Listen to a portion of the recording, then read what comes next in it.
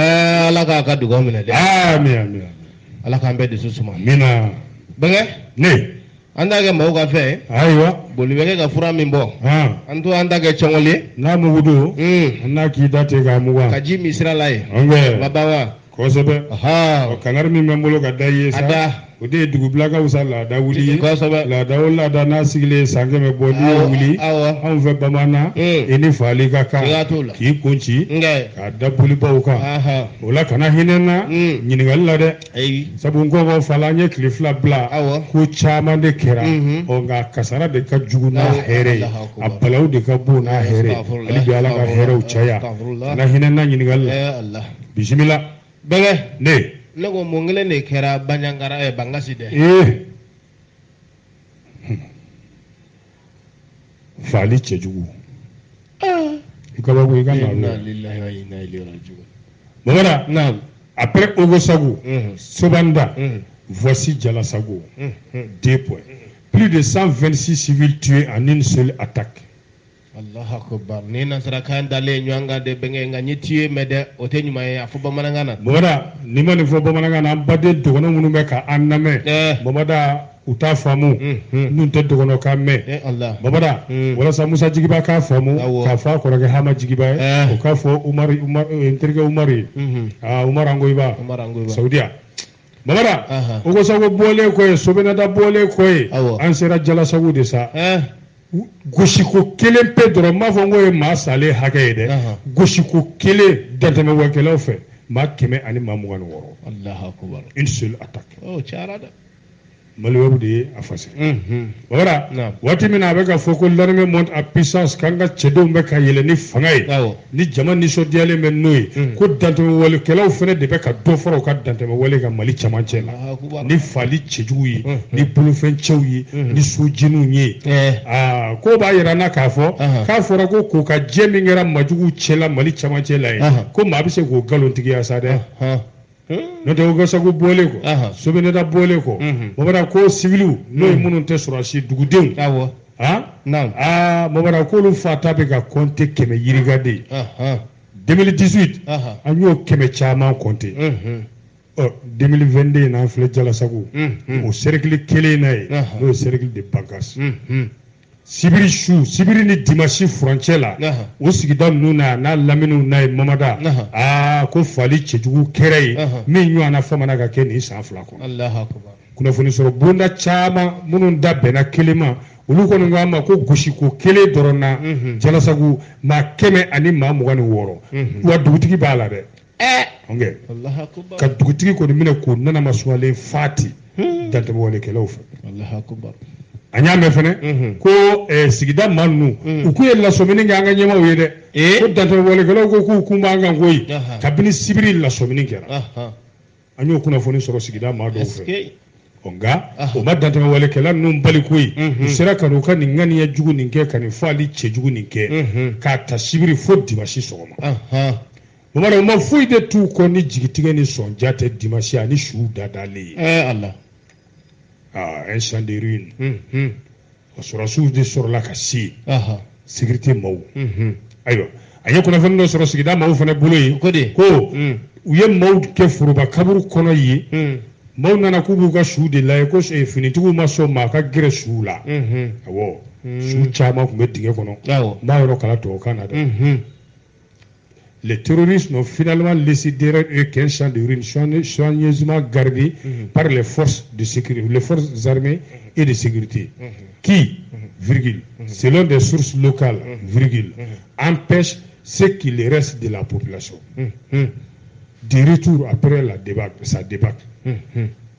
d'accéder aux fosses communes remplies de dépouilles mortelles. C'est un fin frère. Aïe. Voilà. O dɔgɔkun laban kelen in kɔnɔna la dɛ weekend in kɔnɔna la koyi Mamada faali cɛjuguba de kɛra Gawo fɛnɛ a commune bɛ wele ko Insawaj maajugu taara ka gosili kɛ fɛnɛ ko maa caman sara civiliw la ye dɛ k'u ka baganw cɛ ka taa n'u ye o ɲɔgɔnna fɛnɛ kuma la kibaruyadilaw ka bolo kan koyi n'an ko an bɛ da olu dɔw la Talatayi an sɔn ko cercle la ye ko EGS fɛnɛ o ye yen sigida ɲɛmaaya minɛ NGMI la et JNIM na JNIM ni dantɛmɛ wale ni faali cɛjugu ye population kan o de y'a to an nisɔn di kosɛbɛ o b'a dɔgɔkun laban in goniyara kosɛbɛ a kɛra ni tiɲɛ ye a bɛ dugawu kɛ banbaatɔw ye Ala ka yen wusaw ma ni Ala ka limaniya di u ko minnu kisira Ala ka limaniya d'u ma Ala k'an kisi ni ɲɔgɔnnaw ma ko dɔgɔnɔdenw k'u hakili kɛ kelen ye dɔgɔnɔw dɔrɔn tɛ ye su nin na o siya wɛrɛw bɛ se ka yala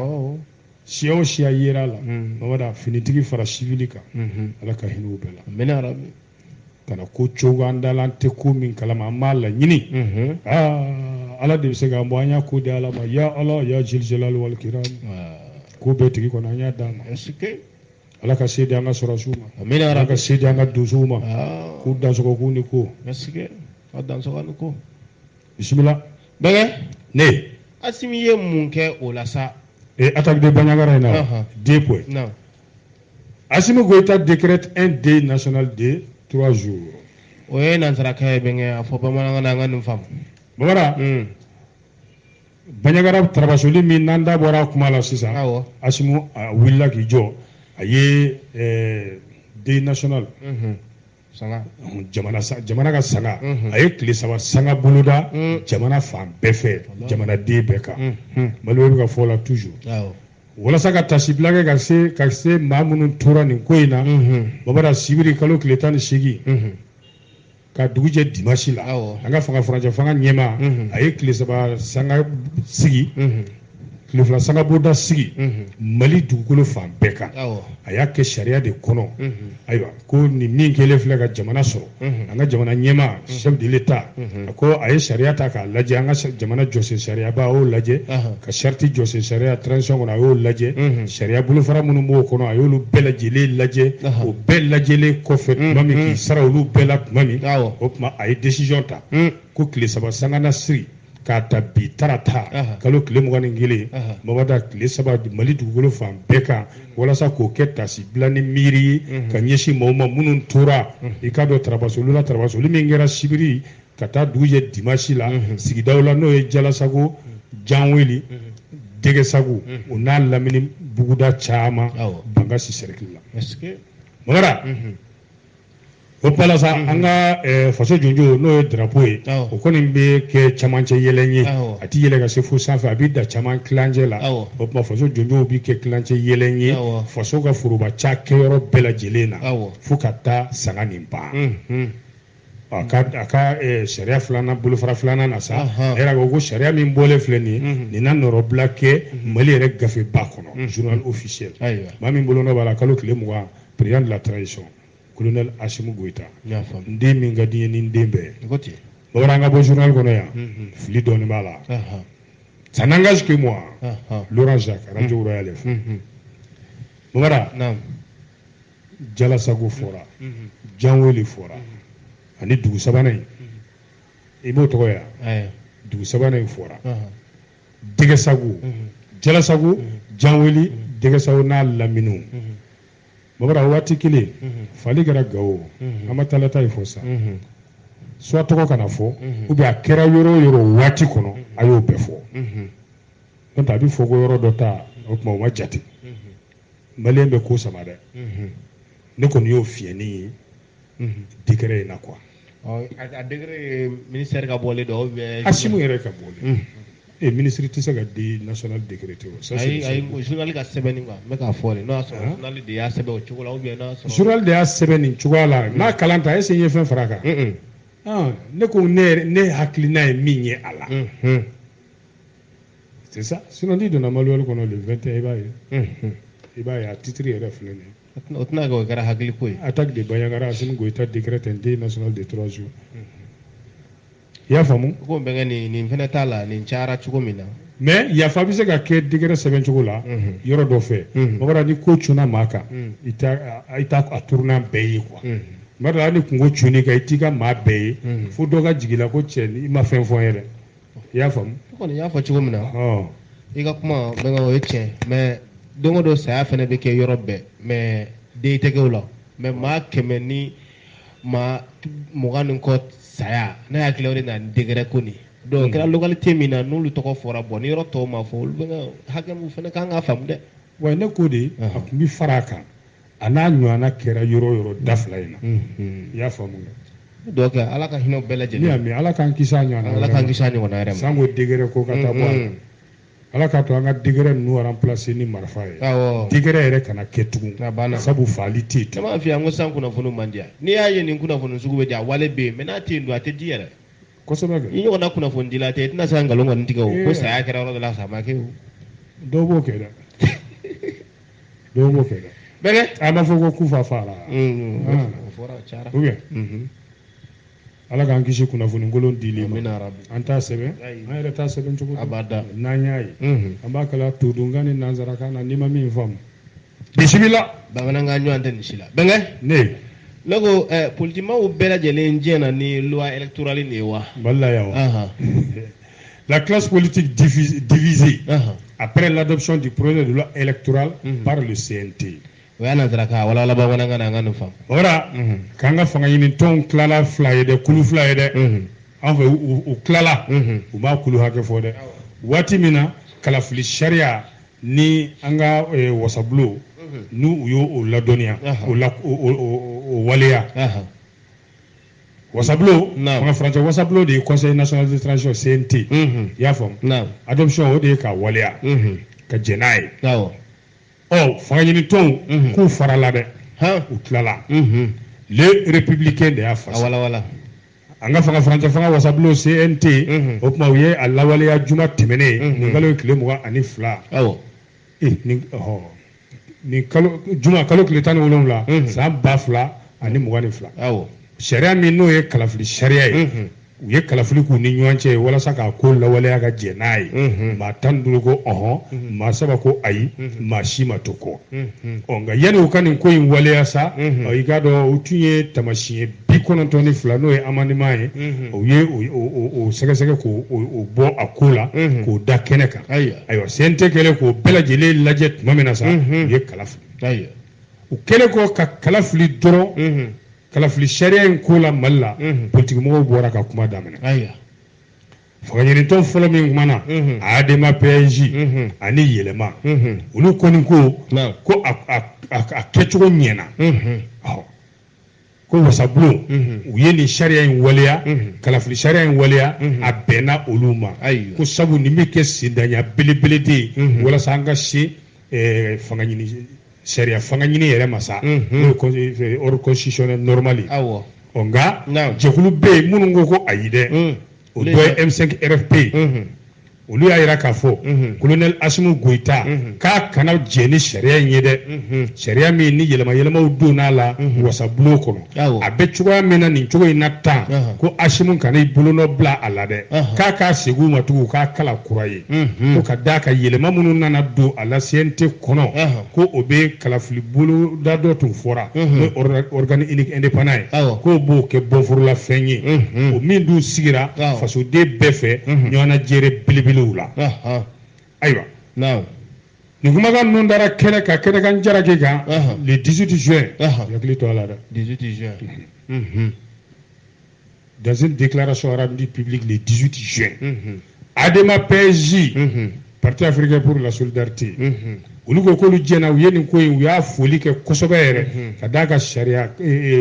kalafili sariya kura min bɔlen filɛ k'a da kɛnɛ kan nin ye k'a bɛna sariya caman labato wa yɔrɔ jɛngɛnen caman bɛ yen olu kora ka bɔ a la ADEMA ɲɛmaw u ye déclaration kɛ u k'u b'u ka foli belebele di CNT maaw ma fanga furancɛ fanga wasabulo maaw u ye kalafili sariya min lakoniya nin ye ni k'a waleya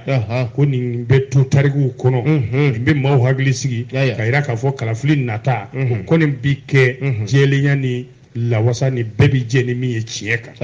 wa hali an cakɛɲɔgɔn n'an teriw n'an dɛmɛɲɔgɔnw ko nin bi kɛ sababu ye ka n'olu bɛɛ surunya ɲɔgɔn na ADEMA ko hakilina jiginna ko nin ko in bi to tarikuw kɔnɔ ka d'a kan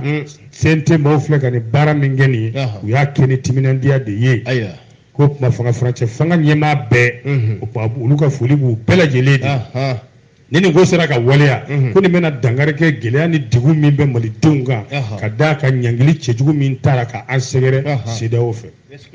adema ko hakilina jigina tuguni k'i ka dɔn nin kalafiliw mana labɛn tan a bɛ kɛ bɛɛ fanga kalafili di des élections démocratiques basigilen bɛɛ se bɛ ye min na an bɛ segin kalafili sariya jamana ma ko tuma malidenw de bɛ se sɔrɔ sa politique tɔnw ani maa o maa se bɛ ye a la olu bɛɛ se bɛ ye se in na k'o de y'a to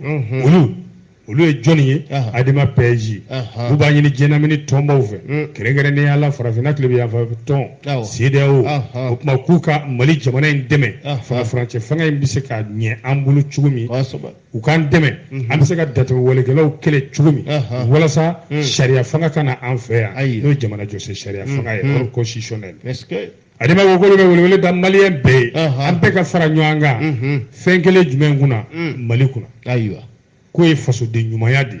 Mali in kelen de b'an bolo Mali in bɛɛ ne ka to a kana cɛci a ka basigi wa a ka sanayɛlɛ kɛ a ka taa ɲɛ adama PAJ président ba ale de bɔra ka nin déclaration i b'a président tɔgɔ dɔn le professeur kana kuma jɛya sa le président du parti adama PAJ professeur Laurent Jacques ben e ma fete manga parti la de safurla i dɔn ala ko i ta la ɲɛga ɲɛba la verde tun bɔra ɲɛ la quoi do verde ala ɲɛ l'enfant de Djema jo belebele professeur Barmacha Jara abana les grands frères ora avec 2,15 m bo wa poids avec 200 kg bo Barmacha ka samara be zonga ta pointiri 50 ok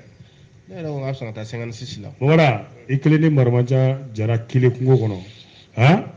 n'a y'i fa ne b'a ko mon frère ko ne t'e ka kan mɛn quoi a tɛ ku i la k'i ta sara a bolokuru ɲɛ kelen bɛ misi kun ci Barmacha bon an ka bɔ misi la a bɛ saga kun ci saga yɛrɛ ka bon sa a bɛ ba kun ci o ko bɛ ka yɛlɛma a bolokuru ɲɛ kelen bɛ sɛ kun ci Mamara parti yɛlɛma kumana le changement le premier ministre kɔrɔ ne yɛrɛ denkɛ Musa Mara a kumana ale fana kumana o hakilina kelen de la o hukumu kelen kɔnɔna na a ko parti yɛlɛma olu bolo sariya min talen filɛ nin ye kalafili kan k'a nafa ka bon kosɛbɛ a nafa fɔlɔfɔlɔ ye an bɛna sigi sariya jamana kan n'o ye ordre constitutionnel normal o kuma parti yɛlɛma le changement k'u bɛ nin taamasira in fo kosɛbɛ ko sabu a bi ba don bɛɛ fanga la u filɛ ka nin min baara min kɛ nin ye CNT fɛ k'a bɛ kɛ sababu ye hali bi gafe fɔlɔ min kun bɛ yen kalafili sariya fɔlɔ min kun bɛ yen k'o kolo girinya kosɛbɛ o tuma ale b'a ɲini transition ɲɛmaaw fɛ hali bi u ka to ka nin sira suguw ta ka d'a kan baara belebele caman de b'u ɲɛ jamana in kɔnɔ an bɛ waati min na sisan waati gɛlɛman don waati koronnen don mais an bɛɛ ka waati don parti yɛlɛma i n'a fɔ u ka laadala u deli ko kɔrɔla cogoya min na k'u ɲɛ jɔlen bɛ ko tɔw la sa a ko tɔw ka tɛmɛ u sira fɛ walasa amendement minnu kɛra n'o ye taamasiyɛn minnu minɛna kɔnɔna na fo ka taa se baara in yɛrɛ kun cɛli ma n'u y'olu nɔgɔw ko ka bɔ a la k'u k'a bɛɛ bɔ a sira fɛ maa min bolonɔ bɛ yɛlɛma ka gafe la o de y'a président min bɛ yen bi yɔrɔ Musa Mara ale y'a jɔyɔrɔ bila a bɛ parti kɔnɔ dɛ mais Isu Jawara docteur Isu Jawara voilà n bɛnkɛ don safurula n ba balimakɛ a bɛɛ ye kelen tɛ na Sikaso a ma muso di yan a bɛ muso fɛ a ka muso furu wari di yan a b'o d'i ma kɛ ayi a ka muso furu wari di yan a ko wari di kɛ 5 bɛ n bolo ka ban Mamara an bɛ président Boubacar Jara fo an b'a fo parti yɛlɛma ɲɛmaa Sikaso kosɛbɛ kana sen karilen ani Musa Mara u taara lajɛ délégation lahi an b'u fo k'a jara taara lajɛ a diyara n ye ni tun ma miiri mɔgɔw bɛna fɔ ko n ye wari di n tun b'a fɔ ko sen dɔ in fana ka kɛ u kana lajɛ tugun mɔgɔ y'i lajɛ o ye dɔ d'i ma a kɛ bɔbɔkɛ ta ye kɛ k'i den sara k'i ma fɛn fɔ ko dɔ wɛrɛ bɛ yen masɛn bɛ yen ni masɛn sara a b'o f'i ye Mamara i b'a dɔn tɛnɛndon kalo tile 20 parti wɛrɛ fanga ɲini tɔn wɛrɛ olu ɲɛmaaw fana ye tɔnsigi kɛ n'o ye parrainage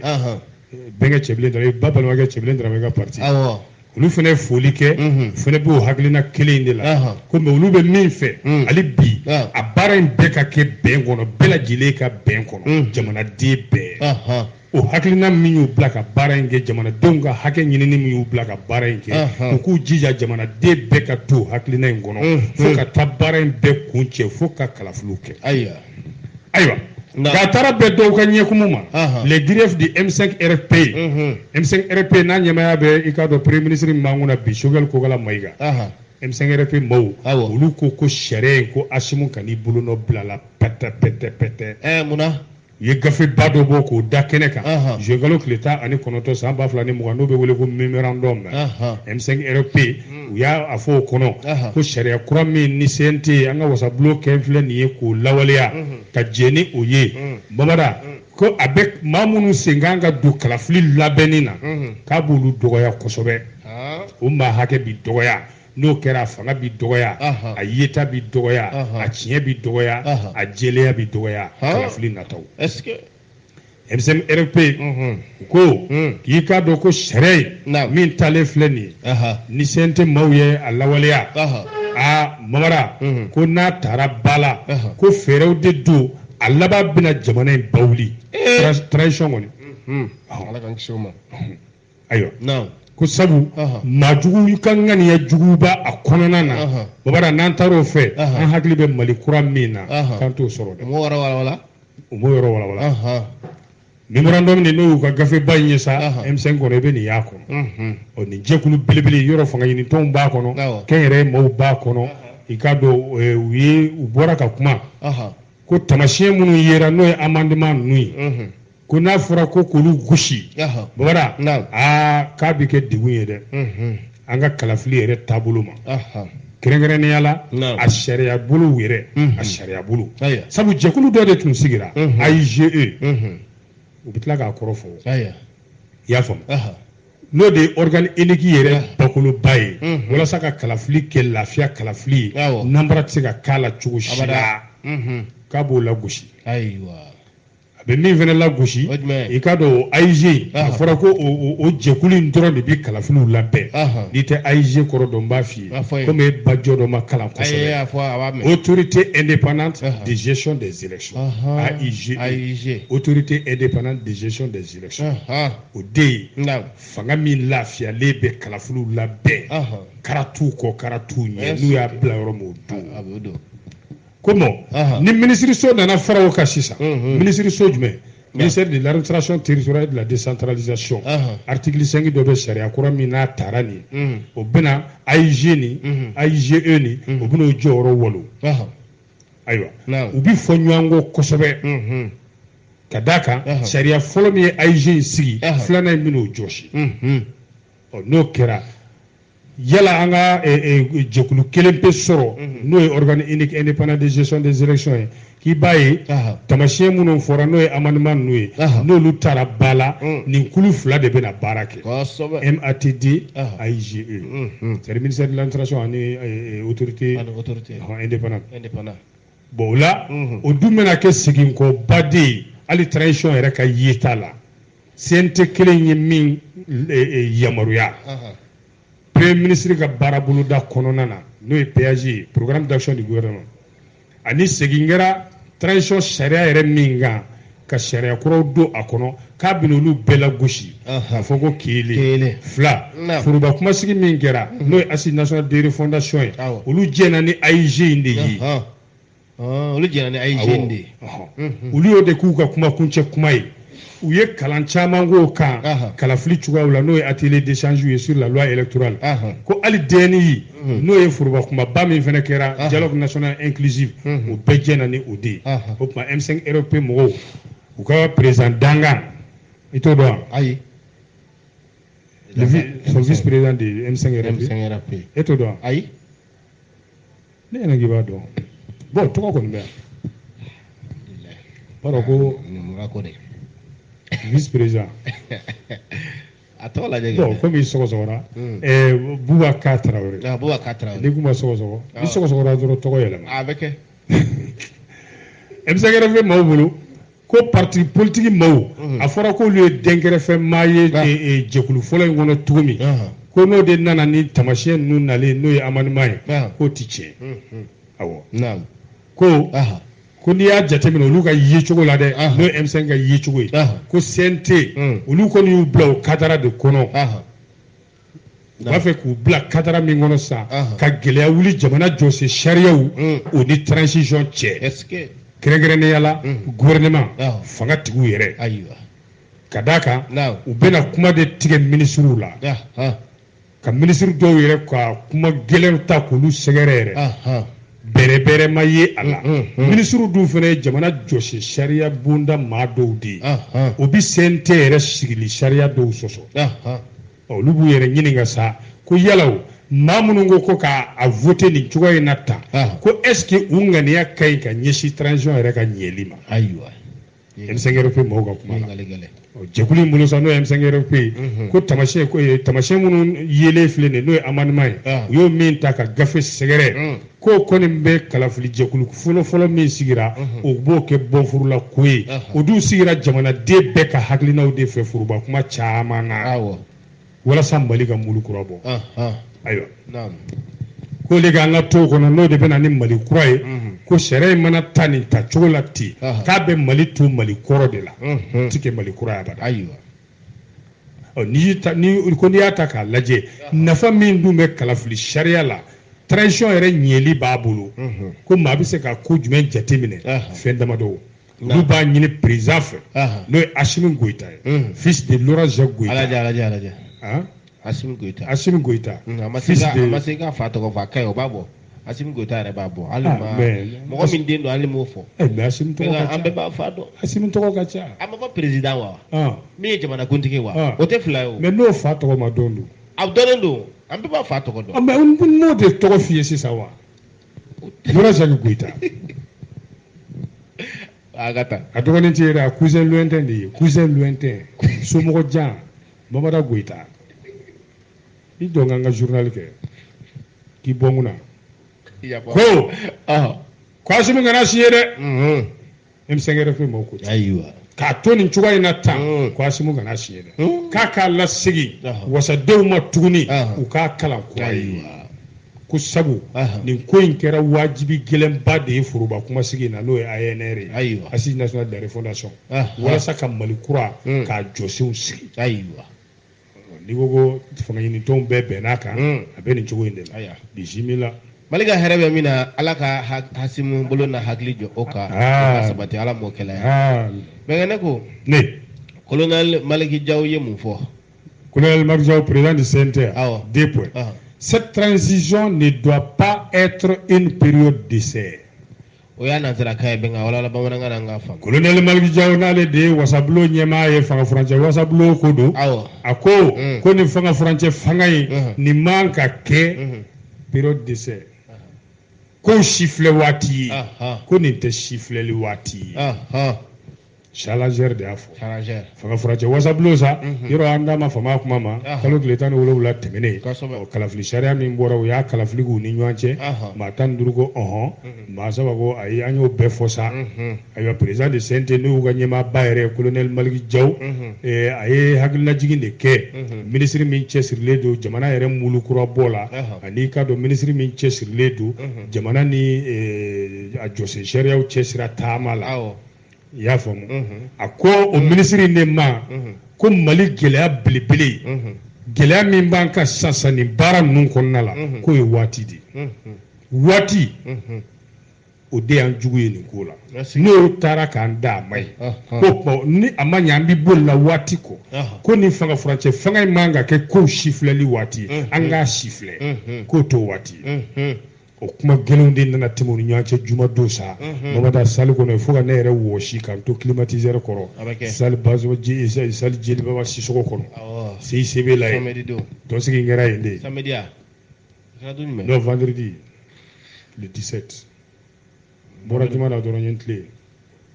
dɔw la juma don Bamakɔ ye ka na 17h kunbɛn a ka don wɛrɛw kɛ i sɛgɛnna dɛ kojugu ayiwa Mamada kuma ninnu kɔnɔna la sa kalafili sariya in kuma de tun bɛ CNT bolo gouvernement de transition o ka ministre tun bɛ kɛnɛ kan ye Ibrahim Ikassa Maïga, ministre des Réformes nationales, chargé des relations avec les institutions, Ali Koumbe, ministre Wera Koumbe, Madame Fatmata Diko, ministre délégué auprès du Premier ministre, chargé des réformes institutionnelles. Aïwa. Ibadon, Mamimbe Sharia Boulefra, Djekoulou Mimbe CNT Kono, no de Dabe Sharia Koukmaula, au Nyamaya Koumbe Suleman Dede Boulou. Ayo CNT Kono. Yoro lu tunye ni bara indamina mena, uye ma keme flani ma biworo di lame killing. Wala saka seka gafebo, no rapport yi. Sebe fura bituru ni wolonga. Un rapport de 57 pages. O kuna yabo sebe ngono sa. Tamashie bikono toni fla de yera no e amanimae. Projet ngono, gouvernement nana minda. Donc yolu de tamashie non ku. Ko je. Ayo. Beko ni hami mi, ude beka ben, sharia kilinga kalafili lafiyale ka kono, bebi damina, jele yala. O tamashiye munu ngara sa no e amendement yi, commission de loi mo fe no e sharia jekulu mi be CNT kono yi. Uli yo hamina utabala. Okele, politiquement chama ngumba tosi yoro lai. Kere société civile chama ngumbi, munu nyu haklina udi, akobi seka bara seka ke jele ya kachuri. Kosobe. O yoro tamashen no ya amanu o do ku nyeshine do. Beje fanga ere ka barka do ala no e démocratie. Kosobe. O do ku nyeshine do, shera mi mena tani chichugo tala. Sari ni tira election natala yere tseka kuma kwa. O yodo shora kwa. Ayo. Commission mo fene ye hamin do fene ke do dala o ejme beka be kala fli sharia nga alla fiali chieka jeleaka ikmo kala ko rapport ni wono 57 pages na tibulo abamulo ya anya ko biso akirama nga whatsapp ka bon o tamashe no no amendement no sa sente mo ko no ku jena no lui yolu yoro fale est-ce que sigingara kalaflika ma kemeni ma tanigile awo ma saba andata la ama fo awo ama fo wodi abstention ma shi ma fo antafe ayo ode ma be gouvernement ma kadaka yoro ningile be ministre min chesre le premier ministre krefe jamana joshi sharia yelemo hukumu konna la senti mawnyana ali o dangana maya yoro kuma gelewna na timu nyan chesa wati mina sabe ndara ko bon anga kuma be blasa akoni fleni anga kalafli usege na kalaflika o sege ngayina tuguni de o de kera daga faraye na bora ma saba munu nyu bande ma tanduru be voteraye 0 contre 0 abstention. Au décret, il y a de gouvernement, nous trahissons gouvernement. Ga, au même ministre Diko Bali, Baranouani, Kanouaire Konala, Kassente Maufu, ou Kasharia Buna, Jekulu Misigile, la Sharia, comme Sente Kono, Ayou Fou, Ye Barala Haula Mengen, les Juli, Kalo Juli, Bara, Ayou Fou. O de la kuma nana di ministre ma min cɛ sirilen jamana mulu bɔ kokura la ani jamana ni jamana ye jɔsen sɛrɛw cɛ sira taama la Ibrahim Ikassa Maïga ale tora kuma la président y'a ka kuma de tigɛ n'o ye CNT président an bɛ tila k'a walawala kɔfɛ dogodogo na n'i ye ɲininka n'i ma ɲininka n bɛ pan kɔnɔ a ko monsieur le ministre hakɛ to han n'i ka kuma tigɛ n bɛ n'i ka kuma tigɛ la i bɛ hakɛ to n b'a fɛ k'i hakili lajigi transition ka gɛlɛya belebele min an bɛ don min ko bi o ye waati ko de waati de y'an jugu ye bi o tuma ne Maliki Jaw kɔni bolo transition man ka kɛ kow si filɛ waati ye an y'o fɔ an seginna k'o fɔ an k'an tilen kobaw ma colonel Maliki Jaw y'o de fɔ i ye kuma nin fɔ bon n'o dun kɛra i b'a ye k'a fɔ a kuma bi gɛlɛya dɔɔni parce que nin fila bɛɛ ye ɲɛmaaw de ye Maliki Jaw ko an filɛ ka min kɛ nin ye nin bi lakali tariku kɔ an sera ka kalafili sariya kura di Mali ma min kora ka bɔ a nɔgɔw bɛɛ la ko a baara kɔni a ma nɔgɔya a kuntagala jɛnyara ko mais aw yɛrɛ y'a ye an y'an cɛsiri fo ka se ka na nin bɔ k'a da kɛnɛ kan dɔw bɛ se ka ban ka da la dɔw yɛrɛ b'a filɛ ni ɲɛ wɛrɛw ye mais a laban bɛ kɛ mun ye an kɔni sera ka bɔ k'a da wa Mali de gagnera dɛ Maliba de gagnera o tuma k'ale bɛ foli d'u ma CNT maaw ko a b'u fo a b'u fo kumaw basigi cogo la hakilinaw di cogo la an'u ye cɛsiri min kɛ walasa ka nin baara in kɛ ko de y'a to u sera ka se nin yɔrɔ in na n'o ye fo ka taa se kalafili sariya kura bɔli ma ale b'u fo o la dan tɛ foli min na k'a ti dɔn o ma dɛ a bɛ gouvernement fo a y'a ɲini yɛrɛ k'u ka tɛgɛrɛ fɔ gouvernement maaw a ko ale bolo kalafili sariya in a ɲɛsinnen don kɛrɛnkɛrɛnnenya la fanga ɲini tɔnw ma n'o ye politique maaw ye ko donc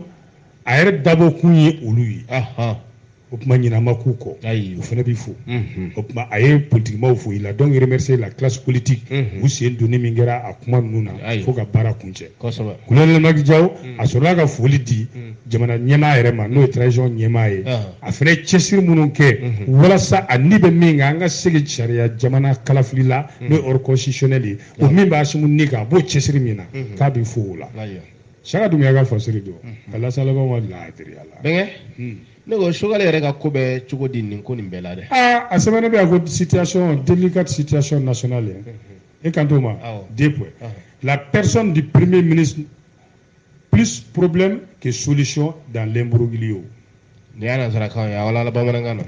babara nin gɛlɛya min nana ye CNT kɔnɔ sa ko premier ministre yɛrɛ kuturu gɛlɛya de don wa walima fura de don ni ɲɔgɔn faamuya baliya in kɔnɔ Sogɛli ye problème de ye wa walima Sogɛli ye solution de ye ni ɲɔgɔn faamu baliya in kɔnɔ ayiwa ɲininkali gɛlɛn jaabi gɛlɛmani Letimo ko k'ale b'a jaabi ko de bi bɔlen ko Sogɛli kɔni donna ni farafarali ye ani ka maaw hakilinaw yɛlɛma bɛnbaliya ko kumaw ni min t'a fɛ a t'o fɛ k'o kɔni ani kumabaw ko caman bɛ k'o de fɔ Sogɛli ma k'an bɛ don min ko bi kuma caman yɛrɛ bi ka fɔ Sogɛli ma min ɲɔgɔnna ma fɔ premier ministre ma Mali la fɔlɔ min ka san 1 dɔrɔn filɛ nin ye a ka fauteuil kɔnɔ nin ɲɔgɔnna kumaw ma fɔ ko bon an ka diɲɛ n'o bɛɛ ye sa Sogɛli yɛrɛ a yɛrɛbakun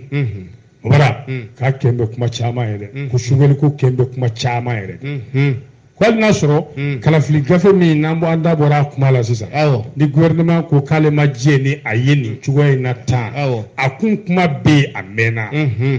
kabini novembre 2021 mais juma tɛmɛnen de ɲɛda kura nana di a baara in ma ayiwa ko nka a bɛ kɛ jɔn ka ɲɛkumu kan Sogɛli Kokala Mayiga ko ni hakilina in ta k'a lajɛ projet de loi nin a daminɛ bɔra ale ka npala de kɔnɔ o Sogɛli ka npala kɔnɔ a nalen se CNT la o tuma na tamasiyɛn dɔw de yera a la n'o ye amendement ninnu ye olu jɔsira ka bɔ a la a dun ka minisiri fila kun bɛ kɛnɛ kan ye bɛɛ b'a dɔn ko minnu ni Sogɛli ka di ye tama olu de nana gafe in gosi ayiwa o seereya ye jumɛn ye tamasiyɛn 92 min yera a la ni n da b'a faamu a kuma ma 92 amendement nin o de nana kuma caya kosɛbɛ so yɛrɛ kɔnɔ ye tɔnsigikɛyɔrɔ ye i tun b'a mɛn dɔw da fo dogodogonin yɛrɛ la ye Mali tɛ maa si ta ye Mali y'an bɛɛ de ta ye k'o b'a jira k'a fɔ ko kumaw gɛlɛyara kosɛbɛ o la sa CNT yɛrɛ kɔnɔ ye hakilina jiginna an ka tarikuw bɛɛ lajɛlen la Babara premier ministre min ni samasamaluw cayara a ka ko la maliyɛnw bolo ko a fɔlɔ kɛra nin de ye do olu kɔni y'a kunkolo ye k'a fɔ fɛn o fɛn bɛ ka kɛ a bɛɛ bɛ ka bɔ Sogɛli kunkolo de la wa a dun bɛ ka taa jagoya fanga sira de fɛ dɛ ka kɛ sababu ye ka jamana bila kɛrɛfɛ den na ka doni danko an tɛ se min kɔ nka dɔw bɛ nisɔndiya n'a ye awɔ fo dɔw yɛrɛ b'a sanga Modibo Keyita ma o kumaw kɔni i b'o de ye baroda caman na dɔw yɛrɛ bɛ baganyawale kumaw ta ka Sogɛli sɛgɛrɛ ko nka a mana kɛ cogo cogo n'an y'an pan o bɛɛ kunna k'o yeta fila ninnu bɛɛ lajɛ ka an pan o kunna k'i b'a ye k'a fɔ caman ta ye de n bɛ Sogɛli fɛ caman ta ye n tɛ Sogɛli fɛ o kɔnɔna la sa i ye ɲininka de dɛ ko Sogɛli ka ko bɛ cogo da nin ko in kɔnɔna na bon ko n'i y'a ta k'a lajɛ an bɛ don min ko bi Sogɛli Mayiga k'a kɛlen bɛ ka fari min da bi o de ye fara ɲɔgɔn kan fari ye ka maliden bɛɛ don da kelen fɛ k'an bɔ da kelen fɛ i y'a faamu ko ka d'a kan sira kɔrɔ b'ale kɔ minnu bɛ k'a nɔ minɛ ni ninnu tilala ka na fara o sira kɔrɔ in kan a bɛ kɛ baara ye o sira kɔrɔ ninnu dɔ ye jumɛn ye k'a sɛgɛ ka na don maa la dɛ ko Sogɛli kɛra IDPM kanubaba de ye o b'a yira k'a fɔ Ala ka hinɛ Général Musa Tarawele la o tiɲɛta den don tuma caman fɛnɛ n'i y'a jate minɛ ale y'o tiɲɛta den fanga min y'o dafiri fanga min dar'o kan fanga wɛrɛ minnu dar'o kan ale ye minisiriya kɛ siɲɛ caman o fanga ninnu kɔnɔ bɛɛ fanga kɔnɔ bon ale tilala ka na kɛ tuguni o bɛɛ fanga in kɛlɛba tɔnkulu belebele dɔ ɲɛmaa ye n'o ye M5 RP ni a yɛrɛ sababu la o fana bɛ ka ci sisan dɛ o cili daminɛnen don ciliko kuma b'o kɔnɔ i y'a faamu bon ko n'i y'o M5 RP in ta k'a lajɛ ko jugu fila kun tɛ transition n'a ka tɛmɛ o kan kuma foyi tɛ u ma min fɔ transition tako fɔlɔ ma tako fɔlɔ ayiwa an bɛna mun ye transition tako filanan na kuma ɲuman si tɛ yen min tɛ bɔla Sogɛli da k'o sɛbɛn kabini a ye premier ministre in sɔrɔ o bɛɛ kɔfɛ a tɔgɔ yen bɛ yurugu ko fana na dɛ nafolo ko ta fan fɛ malversation financière AMRTP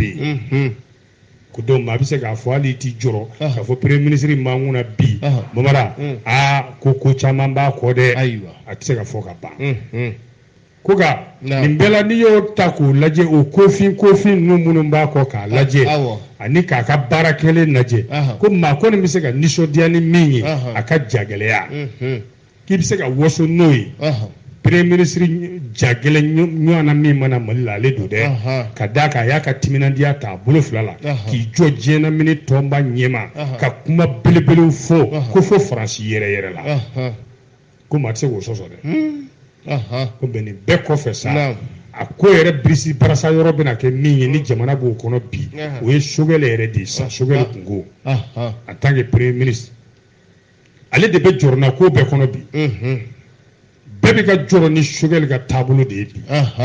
il est au cœur de toutes les préoccupations politique gunnakun yɛrɛ kan sur la scène politique malienne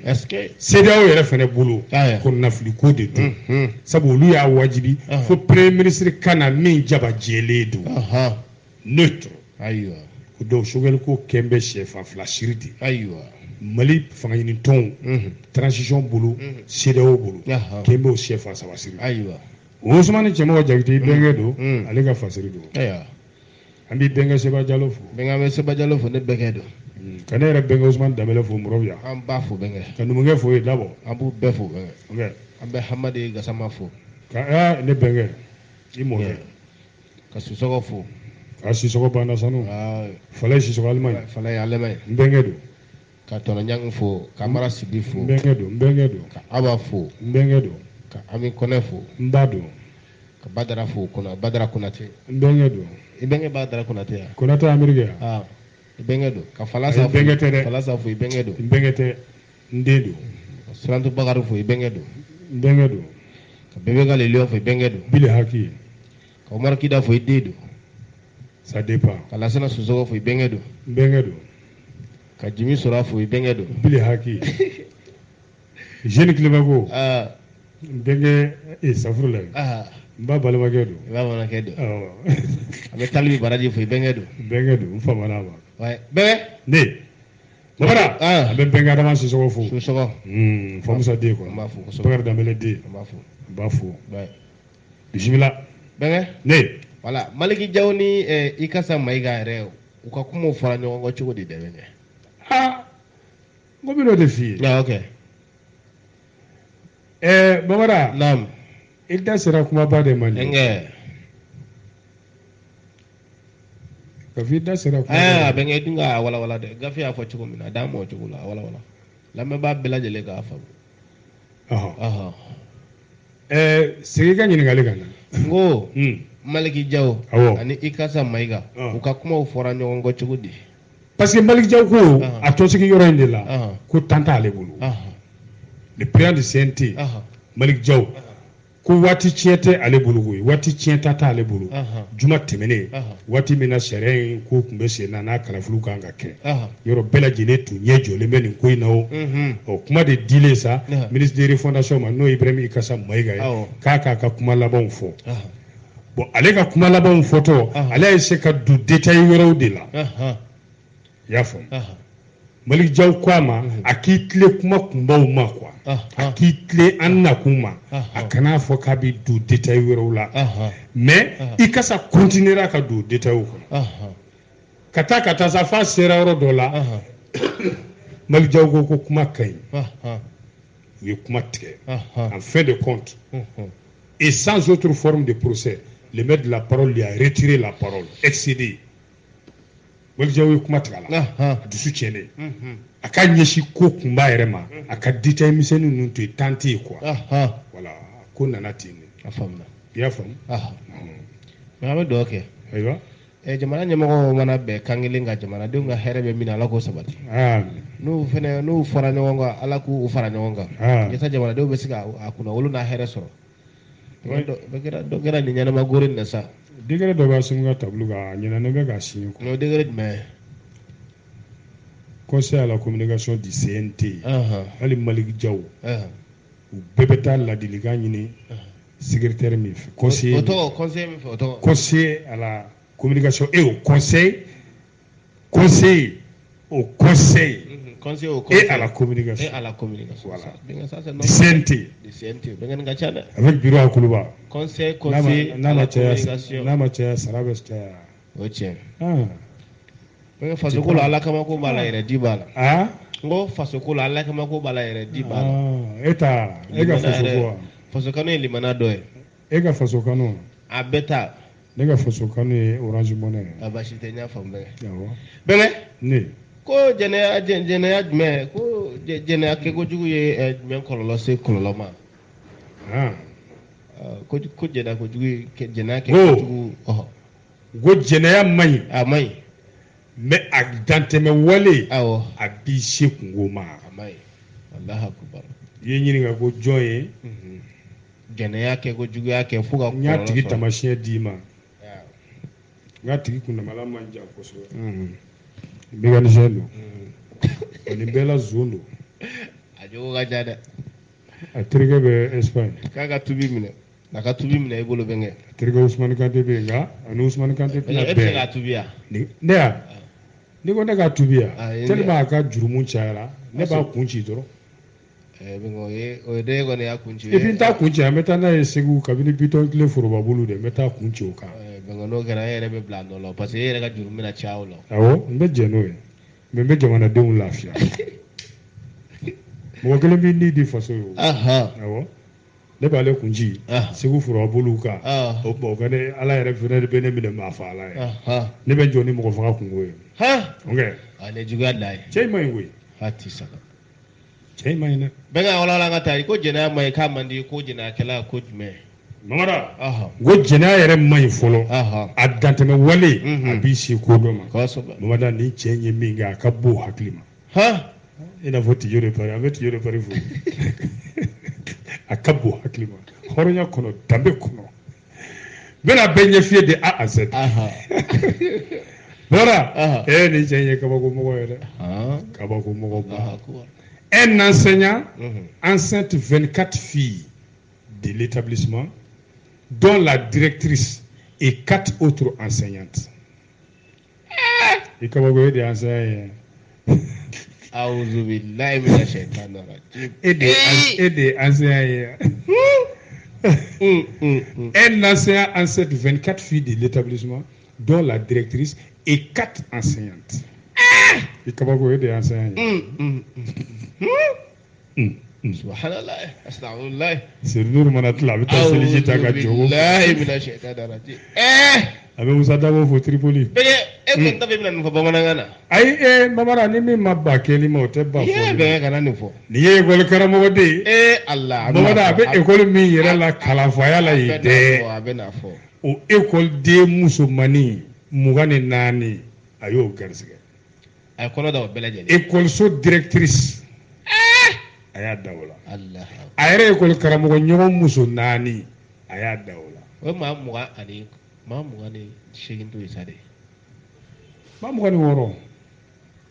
Ayi e m'a fɔ école karamɔgɔ. Écoleden 21. Écoleden 21 a. Directrice b'o la. O tɛ 22 ye. Awɔ. École karamɔgɔ musoman 4. Ne ko nin ko 24 filles de o. Ayi 22 filles. 22 filles. École karamɔgɔ sugu. Bamana sɛbɛn fasiriba ko nin ko in ye kabako ye ko maa kɛra tiɲɛ yɛrɛ yɛrɛ de. École karamɔgɔ. An lamɛnbaaw ka hakɛ to an bolo b'an kɔ. Kuma bɛɛ n'a fɔcogo don. N'a ma fɔ a fɔcogo la a tɛ faamu. École karamɔgɔ ye kɔnɔ da écoleden npogotiginin 22 la. École yɛrɛ la ye. A kɛra Ghana de. Bɛnkani lafiya. Walasa maliyɛnw hakili ka. Bɛnkani ne ni lafiyara. Voilà. Ni lafiyara yɛ. Sinon a bɛ kɛ président dɔrɔn sisan ko yɛlɛmana école karamɔgɔ don. Bɛnkɛ tiɲɛ yɛrɛ la. A kana kɛ bɛɛ ka bila job yɛrɛ yɛlɛmana ko yɛlɛmana. Bɛɛ k'anw bɛ établissement yɔrɔ ɲini dɛ. Yɛrɛ dɛ. Kana sigi a la. Ayi ni m'a fɔ ko Ghana don wa. Banjugula Musa Konate tun b'a fɔ ko kɔni Banjugula tɛ dɛ. Kan galanga kɛ. Voilà. Ghana don. École karamɔgɔ in. A yɛrɛ y'a ka kalan fitinin a y'a ka denmisɛnnin kalan kɛ école in de la ye koyi. Ka taa ɲɛfɛ ka kalanbaw kɛ fo ka kɛ professeur ye. U nana sigi école in na ye comme enseignant. Il est revenu pour effectuer a nana ka stage de kɛ walasa k'a ka sɛbɛn sɔrɔ a kɛ école karamɔgɔba yɛrɛ ye sa. Stage ye baaradege quoi. U y'a sigi ka n'o école na ye. O baaradege de sen fɛ Mamadu a san 3 kɔnɔ kamalen filɛ ka nin baara cɛjugu in de kɛ. O m'a kɛ. Directrice. Muso cɛtigi a y'a da o la fɔlɔ. Kelen. École karamɔgɔ muso 4 a y'a da olu la. Yɔrɔ kuma ninnu tɛ wɔyɔ o. O 5 bɛɛ ye muso cɛtigiw de ye. Nin bɛɛ kɔfɛ sa écoleden npogotiginin wa fo n'i mago ma jɔ misi la. N'o tɛ ayi. Npogotiginin. O npogotiginin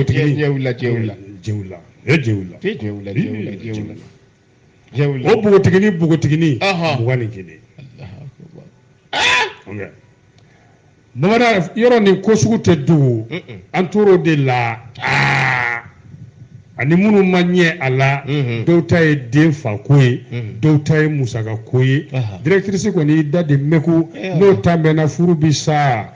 école karamɔgɔ muso tɔ ninnu muso cɛtigiw don n'olu ta mɛnna o bi sa olu furuw bi sa ayiwa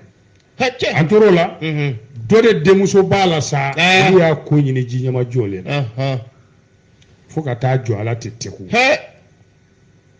ko ɲankuma n'a sɔrɔ a tɛ dabali de kɛ musow la ko n'o tɛ nin bɛ se ka kɛ cogo di an b'a dɔn an lamɛnbaa caman fana b'o de miiri yanni o ko ka ɲɛdɔn de sa u kɔni y'a wele sa sabu a ye jɛnɛya kɛ ni walimuso ye o de ye Firakana Diri d'adultère taara n'a ye gendarmerie la o hukumu kɔnɔna la npogotiginin caman de taara minnu ma maloya dɛ olu taara ka gendarmerie fa tewu école karamɔgɔ 4 ma ye directrice y'i da de olu tɛ se ka ye